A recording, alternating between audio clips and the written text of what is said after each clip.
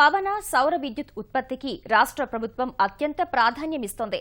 కర్నూలు జిల్లాలో భారీగా పవన విద్యుత్ ఉత్పత్తి చేయబోతున్నారు. ఇప్పటికే జిల్లా పశ్చిమ ప్రాంతాల్లో విరివిగా గాలిమరల ఏర్పాటు ప్రక్రియ ప్రారంభమైంది.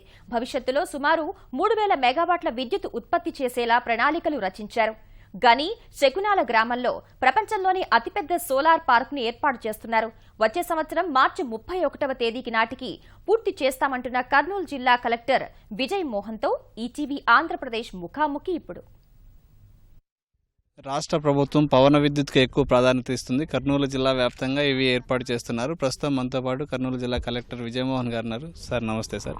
ఈ పవన విద్యుత్కి సంబంధించి ఎక్కడ చూసినా ఇలాంటి విండ్ మిల్స్ కనిపిస్తున్నాయి కదా సార్. ఎన్ని మెగావాట్ల పవన విద్యుత్ను మనం ఇక్కడ జనరేట్ చేస్తున్నాము, దీని గురించి?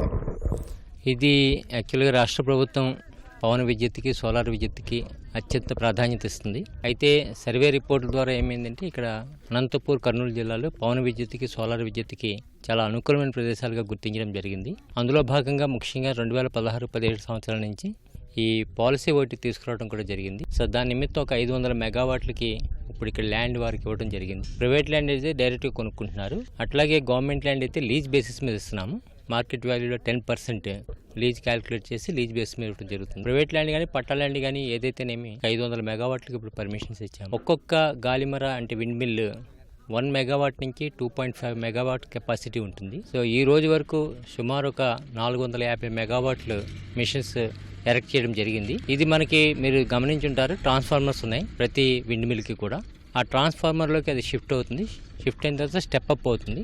స్టెప్ అప్ అయిన తర్వాత ఇదంతా పూల్ చేసిన తర్వాత వాళ్ళు ఒక సబ్స్టేషన్ నిర్మించుకుంటారు, ప్రైవేట్ వ్యక్తి ఆ ఏజెన్సీ. ఆ సబ్స్టేషన్ నుంచి గ్రిడ్కి అనుసంధానం చేస్తారు. రానున్న రోజుల్లో కర్నూలు జిల్లాలో సుమారుగా ఒక 2000 నుంచి 3000 మెగావాట్ల విద్యుత్ శక్తి ఈ విండ్ మిల్స్ ద్వారా తయారు చేయడానికి అవకాశం ఉంది.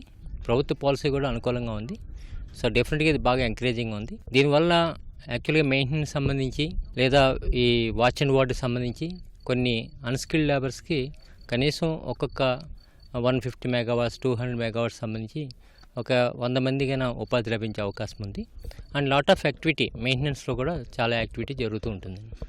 సార్ ప్రధానంగా ఇవి ఇప్పటివరకు ఏమన్నా ఉత్పత్తి స్టార్ట్ అయ్యాయా? ఇది ఎప్పటిలోగా ఇవి స్టార్ట్ అయ్యే అవకాశం? ఇప్పుడు సుమారు ఒక 100 మెగావాట్ల ఉత్పత్తి స్టార్ట్ అయింది. ఇక్కడ ఒక ఏజెన్సీ కూడా ఆల్రెడీ 26 మెగావాట్లు అనుసంధానం చేశారు. ఆ విండ్ మిల్స్ కూడా తిరుగుతున్నాయి. 100 మెగావాట్లు ఇప్పటివరకు స్టార్ట్ అయింది. ఒక సంస్థనా ఎన్ని సంస్థలు ఉన్నాయి సార్ దీంట్లో ఇన్వాల్వ్ అయినాయి? ఇప్పుడు సుమారుగా ఒక 8 సంవత్సరాలు ముందుకు వచ్చినాయండి.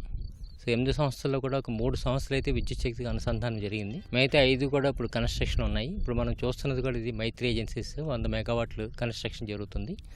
ఇంకా రానున్న రోజుల్లో ఇంకా ఎక్కువ రావడానికి అవకాశం ఉంది. చాలా ప్రపోజల్స్ పెండింగ్లో ఉన్నాయి, అవన్నీ కూడా క్లియర్ చేస్తాం. ఇంకా ఇవి మరిన్ని వచ్చే అవకాశం ఉంది. 2-3 వేల మెగావాట్లు అని చెప్తున్నారు కదా సార్. ఈ ల్యాండ్కి సంబంధించి ఎవరైనా వచ్చారు, ముందుకు వచ్చారా ఏమన్నా దీనికి సంబంధించి? దీంట్లో సుమారుగా 70% గవర్నమెంట్ ల్యాండే ఉంటుంది. గవర్నమెంట్ ల్యాండ్ ఐడెంటిఫై చేసి పెట్టుకున్నాము.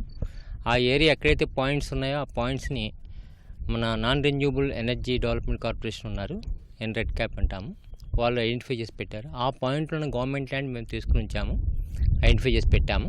అక్కడ ప్రైవేట్ ల్యాండ్ ఉంటే కనుక వాళ్ళతో రైతులతో అనుసంధానం చేసుకుంటున్నారు ప్రైవేట్ ఏజెన్సీస్.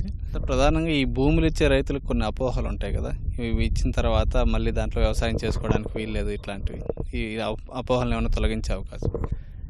దీనికి యాక్చువల్గా ఎలక్షన్ చేసేటప్పుడు 2 acres అట్లా అవసరం ఉంటుంది. ఇప్పుడు కూడా డిస్కస్ చేస్తే ఏజెన్సీ వాళ్ళు చెప్తున్నారు క్రేన్స్ అవి మూవ్ అవ్వాలి కాబట్టి 2 acres వరకు మాకు ఆ టైంలో ఉపయోగం ఉంటుంది. ఒకసారి ఎలక్ట్ అయిన తర్వాత 1 acre సరిపోతుంది. మిగతా ఏకర్స్ కూడా మళ్ళీ పంటలు వేసుకోవడానికి రైతులకు ఇస్తున్నామని చెప్పారు. అంటే సుమారుగా ఒక 1 acre నెట్ ఏరియా అయితే ఎప్పటికీ కావాల్సి ఉంటుంది. మిగతా ఏరియాలో పంటలు వేసుకోవచ్చు అండ్ పొల్యూషన్ ఫ్రీ. సార్ దీంతో పాటు ఈ సోలార్ పవర్ కూడా మనం గని శకునాల వీటిలో ఇవి ఎంతవరకు వచ్చాయి సార్?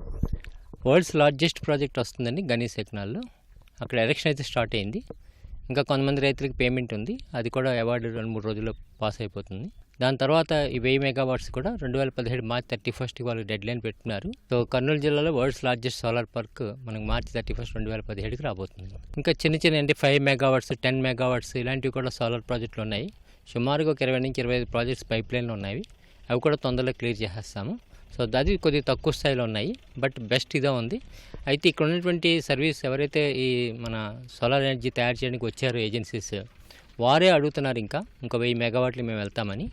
సో పిన్నాపురంలో ల్యాండ్ ఉంది, అది గవర్నమెంట్కి పంపించాము. సో అది కూడా క్లియర్ అయితే ఇంకా 1000 మెగావాట్లు ఇమీడియట్గా రావడానికి అవకాశం ఉంది. ధన్యవాదాలు సార్. ఇది కలెక్టర్ గారు చెప్తుంది. భవిష్యత్తులో ఈ సోలారు పవన విద్యుత్తుకు సంబంధించి ఇక్కడ నుంచి కర్నూలు జిల్లా నుంచి మరింత విద్యుత్తుని ఉత్పత్తి చేస్తామని చెప్తున్నారు. కెమెరామెన్ శేషుతో శ్యామ్ ఈటీవీ న్యూస్, కర్నూలు జిల్లా.